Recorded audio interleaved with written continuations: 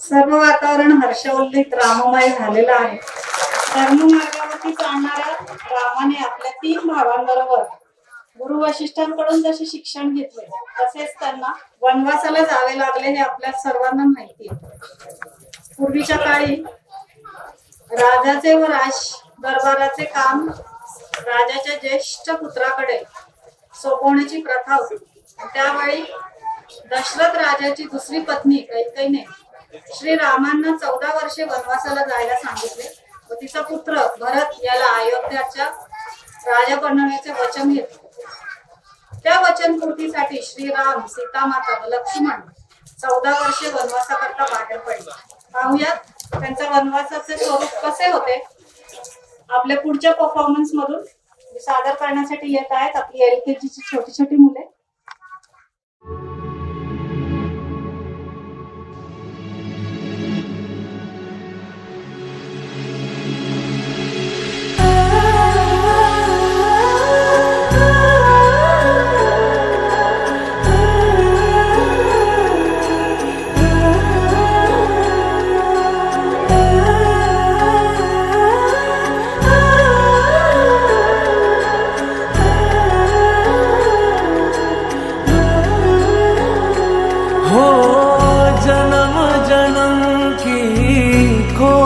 बताए राम से चल के राम पे आए, प्रेम कोई हमें और न जाने, राम से रूठे राम से माने, राम सिया की करुण कहानी,